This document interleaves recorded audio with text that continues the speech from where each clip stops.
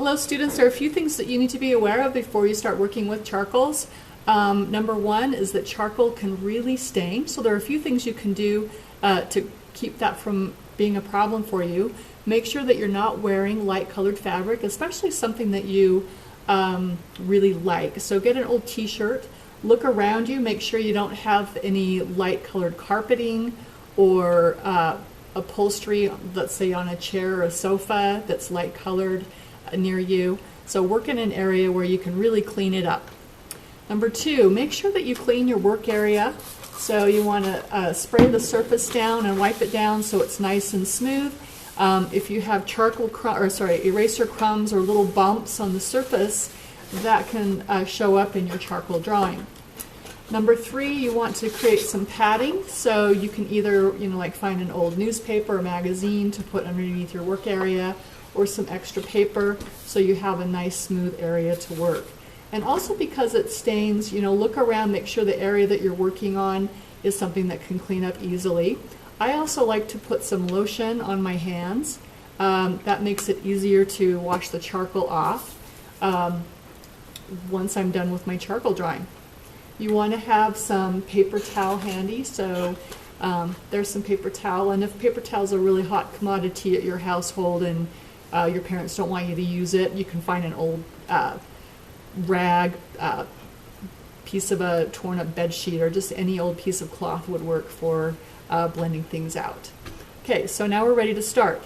Some do's and don'ts. Do, when you start working, you want to sketch with the vine charcoal. Don't start sketching with the charcoal pencil. If you sketch something with the vine charcoal and you make a mistake, it's really easy to go back and fix it. So if I sketched a cube out like this and I decided I made that too far over, the vine charcoal allows me to quickly and easily fix it. If I use a charcoal pencil, that's not really the case, so you want to start with that. Working with your light values, you can take your vine charcoal and use the flat side of it, and this can give you some light values to work with, and you can use a paper towel to smooth it out. When you're working with the dark areas, you can switch to compressed charcoal. Sometimes students put way too much of the darker charcoal down, the compressed charcoal. If you put just a single, like a couple layers like this, and then you wipe it, you're going to end up with something that's nice and smooth. So that works pretty well. Sometimes students put way too much. They'll just sit there and they're like, oh, I see little white spots. So they just keep going and going and going.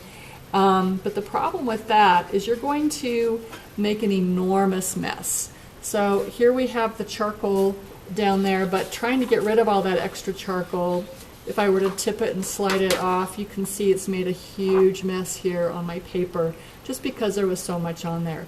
So be careful not to put too much charcoal down as you're working. Alright, so hopefully that's enough to help you get started and figure out how to set up your work area.